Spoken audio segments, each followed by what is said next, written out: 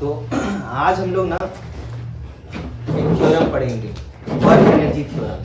ठीक है, ये टोटल वर्क डन जो है किसी सिस्टम पे, वर्क एनर्जी थ्योरम रिलेट करता है total work done on a system और बॉडी विथ एनर्जी। मतलब वर्क डन का एनर्जी के साथ क्या रिलेशन है, ये वर्क एनर्जी थ्योरम शो करता है। तो वर्क एनर्जी थ्योरम का स्टेटमेंट क्या है? स्टेटमेंट सिंपली यही है कि total work done on a body और a system is equal to change in kinetic energy of the system. यही स्टेटमेंट है कि total work done on the system is equal to change in kinetic energy of the system.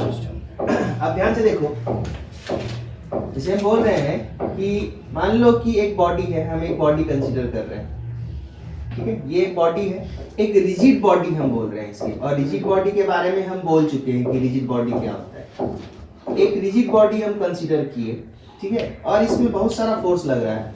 Suppose एक force लग रहा है F1 और एक force लग रहा है F2, एक फोर्स लग रहा है F3 और एक और फोर्स मान लो हम बोल देते हैं Fn। n number of forces act कर रहा है इस सिस्टम पे। ये एक रिजिड बॉडी है, इस सिस्टम पे कितना सारा फोर्सेस एक्ट कर रहा है। ठीक है, तो इतना सारा फोर्स एक्ट कर रहा है तो हम लिख सकते हैं कि F1, F2, F3 dot dot Fn क्या देगा? अगर हम इस सब का वेक्टर सम करेंगे तो हमको क्या पता चलेगा? नेट फोर्स पता चलेगा। क्या पता चलेगा? नेट फोर्स पता चलेगा। अच्छा, नेट फोर्स अगर पता चलेगा तो ध्यान से देखो, तो हम लिख रहे हैं कि F1 force plus F2 force plus dot dot Fn is equal to लिखेंगे इस रिजिड बॉडी का मास अगर हम मान लेते हैं m, तो न्यूटन थर्ड लॉ क्या करता है कि अगर एक्सटर्नल फोर्स किसी सिस्टम पे अगर वर्क करता है तो वो उसमें क्या जनरेट करता है? एक्सेलरेशन। और फोर्स बराबर क्या होता है? मास इनटू एक्सेलरेशन। तो ये नेट एक्सटर्नल फोर्स है, ये नेट क्या है? एक्सटर्नल फोर्स है, क्योंकि यहाँ F1, F2, F3, Fn सब हम क्या दिखाए हैं, इस सिस्टम पे काम कर रहा है। ये इसका फोर्स नहीं है, ये सब एक्सटर्नल फोर्स है। इज इक्वल टू क्या लिखेंगे? मास इनटू एक्सेलरेशन। तो लिखते हैं हम मास इनटू एक्सेलरेशन, मास इनटू एक्सेलरेशन। अब ध्यान से समझना, Fnet का जो डायरेक्शन होगा एक्सेलरेशन का डायरेक्शन वही होगा। Fnet का जो डायरेक्शन होगा वही क्या होगा? एक्सेलरेशन का डायरेक्शन होगा। सपोज करो Fnet का डायरेक्शन, जो Fnet का डायरेक्शन है वो अलोंग एक्स एक्सिस आ गया, तो एक्सेलरेशन भी किधर जनरेट होगा? एक्स एक्सिस के अलोंग। अगर Fnet का डायरेक्शन y डायरेक्शन में आ गया तो एक्सेलरेशन भी किस डायरेक्शन में जनरेट होगा? y डायरेक्शन में जनरेट होगा। तो ये F1 plus F2 plus dot dot Fn, ये एक्चुअली क्या है? वेक्टर सम है all forces of all the forces acting on this rigid body, which will give you net external force। ये net external force देगा, और net external force equal to क्या होगा? Mass into acceleration. ठीक है, अच्छा, तो ध्यान से देखो, हम क्या कर रहे हैं कि ये F1 plus F2 plus dot dot Fn जो है, हम इसको बोल दे रहे हैं this is equal to Fnet। This is what? Fnet is equal to mass into acceleration, जहां पर Fnet जो है वो F1 plus F2 plus dot dot Fn के बराबर है, यानी ये जो है ये इसके वेक्टर सम के बराबर है, यानी ये Fnet है। अब ध्यान से देखो, तुमको तो वर्क डन चाहिए, वर्क एनर्जी थ्योरम हम लोग पढ़ रहे हैं। हम लोग को कौन सा थ्योरम पढ़ना है? Work energy theorem. तो ध्यान से देखो, वर्क एनर्जी थ्योरम में कहता क्या है? वर्क एनर्जी थ्योरम कहता है total work done on a system is equal to change in kinetic energy of the system. तो ये Fnet टोटल फोर्स हो गया इस बॉडी पे। अब वर्क डन अगर चाहिए तो सोचो फोर्स के साथ क्या रखें कि वर्क डन आएगा? डिस्प्लेसमेंट। डिस्प्लेसमेंट। तो हम क्या कर रहे हैं, एक लाइन और हम लिखते हैं Fnet। क्या आइडिया समझ में आया? ये तो हम सेकेंड लॉ लिखे हैं, कुछ नहीं, सेकेंड लॉ लिखे हैं अभी तक, मास इनटू एक्सेलरेशन। और एक्सेलरेशन को लिख सकते हैं v d/dt लिख सकते हैं, change in velocity divided by time taken. Acceleration बराबर dv/dt होता है। अब ध्यान से समझना, हमको तो चाहिए वर्क एनर्जी थ्योरम जो कि कहता है total work done equal to change in kinetic energy. तो अपने को वर्क डन चाहिए, तो वर्क डन चाहिए तो सोच के देखो कि Fnet के साथ क्या होना चाहिए कि हमको वर्क डन मिलेगा? डिस्प्लेसमेंट। इसीलिए हम क्या कर रहे हैं कि हम दोनों साइड एक डॉट प्रोडक्ट ले रहे हैं, दोनों साइड क्या कर रहे हैं, डॉट प्रोडक्ट ले रहे हैं डिस्प्लेसमेंट के साथ, स्मॉल डिस्प्लेसमेंट के साथ। ध्यान से समझना, ये जो F1 plus F2 plus Fn जो है ये Fnet के बराबर है, तो इसका कोई डायरेक्शन है ना, अरे इसका कोई डायरेक्शन है ना, कोई भी डायरेक्शन मान लो कि ऐसे डायरेक्शन आया Fnet का, सपोज करो कि Fnet का डायरेक्शन ये आया, हम एज्यूम किए कि ये Fnet का डायरेक्शन है। अगर Fnet का डायरेक्शन ये है तो एक्सीलरेशन भी इधर ही जनरेट होगा ना बाबू, हाँ? और अगर एक्सीलरेशन इधर जनरेट होगा तो डिस्प्लेसमेंट भी इधर ही होगा ना। ये बॉडी डिस्प्लेस भी फाइनली तो ऐसे ही करेगा ना। तो इस डायरेक्शन में Fnet हम छोटा सा डिस्प्लेसमेंट मान लिए, क्या, dr, कि इस फोर्स के कारण जो छोटा सा डिस्प्लेसमेंट इस डायरेक्शन में जो हुआ ना वो क्या हुआ, dr है। वो क्या है, dr है। तो हम डॉट प्रोडक्ट ले रहे हैं दोनों साइड, टेकिंग डॉट प्रोडक्ट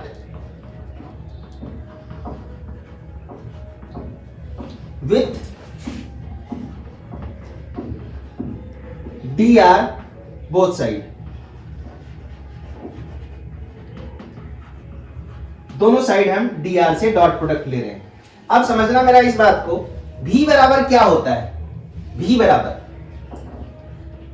बराबर तो ये होता है ना, v बराबर dr बाई dt होता है, नहीं होता है, v बराबर dr बाई dt होता है। तो हम इधर क्या कर रहे हैं, डॉट प्रोडक्ट ले रहे हैं dr के साथ। तो ध्यान से देखो, Fnet के साथ हम क्या लिखेंगे, Fnet डॉट dr, ये तो नेट एक्सटर्नल फोर्स है, और डॉट dr किए दिए छोटा वर्क डन दिया, हाँ? तो छोटा वर्क डन अभी आया is equal to mass into acceleration dv by dt dot. अब ध्यान से देखो, v के हम dr बाई dt, यहां पर dr बाई dt के बदला हम क्या लिख सकते हैं, यहां dr इसलिए लिखिए क्योंकि force dot displacement work done देता है, ठीक है। अब हम इस राइट हैंड साइड में dr नहीं लिख के dr के बदला लिखेंगे v dt। ध्यान से देखो, यहां से लिख सकते हैं dr is equal to v dt, लिख सकते हैं। तो हम यहां पर v dt के साथ डॉट प्रोडक्ट ले लिए, v dt।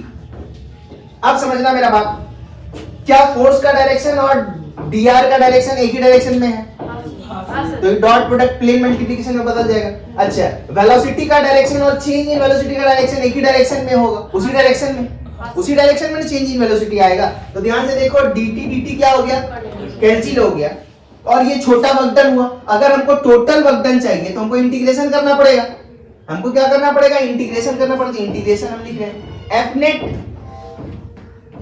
Dot dr is equal to m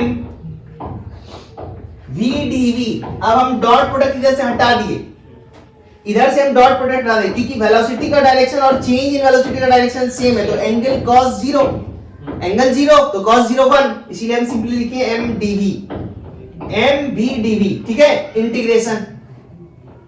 अब समझना यहां पर, ये जो F1 फोर्स लग रहा है, F2 फोर्स लग रहा है, ये जो F3 फोर्स लग रहा है और ये Fn फोर्स लग रहा है, इस सब का एक सिंगल इक्विवेलेंट फोर्स कौन है, Fnet का डायरेक्शन हम इधर एज्यूम किए हैं, तो जिधर Fnet का डायरेक्शन होगा उधर एक्सेलरेशन का डायरेक्शन होगा। अगर एक्सेलरेशन का डायरेक्शन इधर है तो चेंज इन वेलोसिटी का डायरेक्शन भी इधर होगा, और वेलोसिटी भी इधर ही का डायरेक्शन इधर ही होगा। सपोज करो कि ये पोजीशन जो है, इस बॉडी का पोजीशन जो है वो A है, और इस फोर्स के कारण वो किसी B पोजीशन पे पहुंच जाता है, हम कर दिया। तो हम मान रहे हैं क्या कि ये A से कहां जा रहा है, B जा रहा है, A से कहां जा रहा है, तो हम इंटीग्रेशन कहां से कहां करेंगे, A से B, तो हमको टोटल वर्क डन पता चल जाएगा, इज इक्वल टू क्या हो जाएगा, A से B।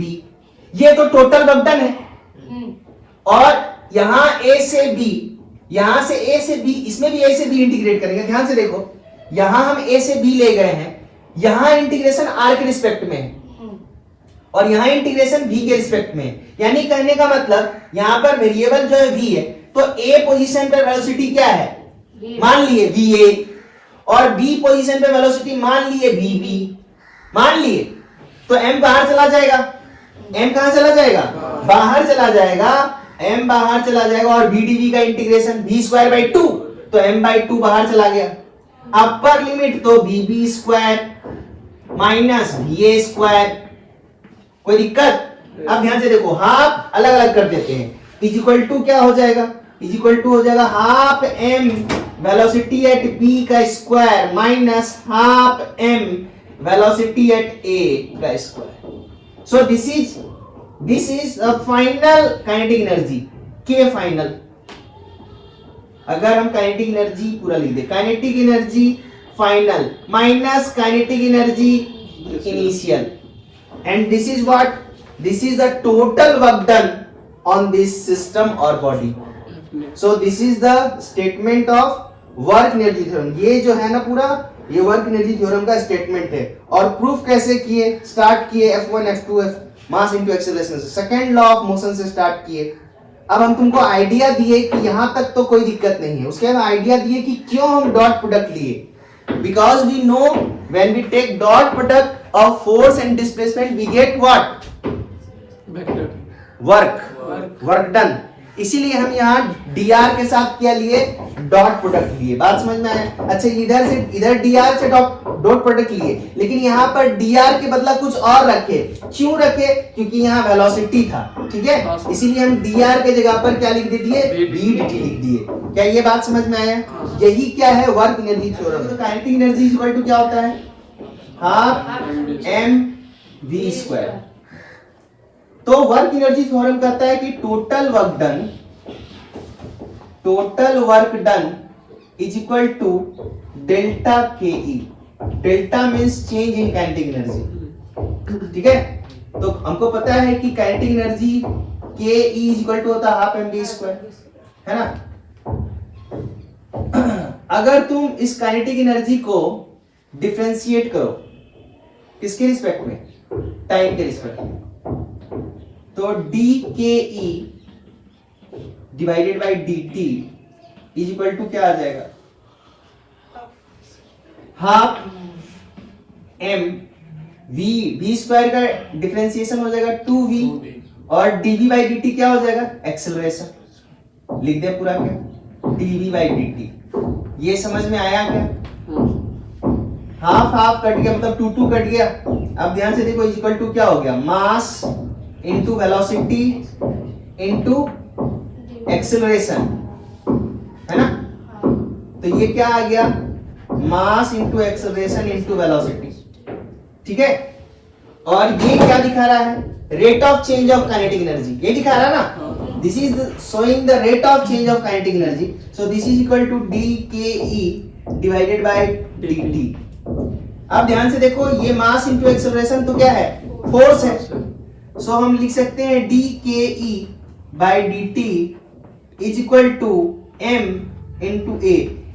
v को लिख सकते हैं dr by d t, v को लिख सकते हैं dr बाई डी टी। तो ध्यान से देखो, dt dt कैंसिल हो गया। अब ये फोर्स और ये डिस्प्लेसमेंट है ना, तो दिस इज इक्वल टू क्या? फोर्स dr, और फोर्स डॉट dr क्या आएगा? छोटा वर्क डन आएगा। और इधर क्या आया? Change, small change in kinetic energy. d का मतलब स्मॉल चेंज, डेल्टा का मतलब लार्ज चेंज, है ना। तो ये तो अभी स्मॉल चेंज है क्योंकि ये स्मॉल वर्क डन है, ये dw स्मॉल वर्क डन है ना। और ये जो फोर्स है F9, ये नेट फोर्स है। ये कैसा फोर्स है? नेट फोर्स है। तो ध्यान से देखो, dw इज इक्वल टू क्या आया? Small work done is equal to क्या आया? Small change in kinetic energy. अगर आप टोटल वर्क डन लिखिएगा तो चेंज इन काइनेटिक एनर्जी आ जाएगा। तो टोटल वर्क डन क्या हो जाएगा? W, और इधर क्या हो जाएगा? डेल्टा के ई। क्योंकि तुम इंटीग्रेट करोगे इसको तो इनिशियल से फाइनल लिखोगे ना। देखो, इंटीग्रेट ये अंदर है, इसका इंटीग्रेशन करोगे तो क्या आएगा? के ई।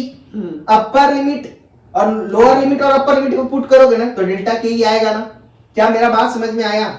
तो ये क्या है? ये ऐसे भी हम लोग वर्क एनर्जी थ्योरम को क्या कर सकते हैं? दिखा सकते हैं, ठीक है। सो ये अल्टरनेट तरीका है जिससे हम वर्क एनर्जी थ्योरम को दिखा सकते हैं। काइनेटिक एनर्जी बराबर इतना लिखिए। ये वाला चीज समझ में आया?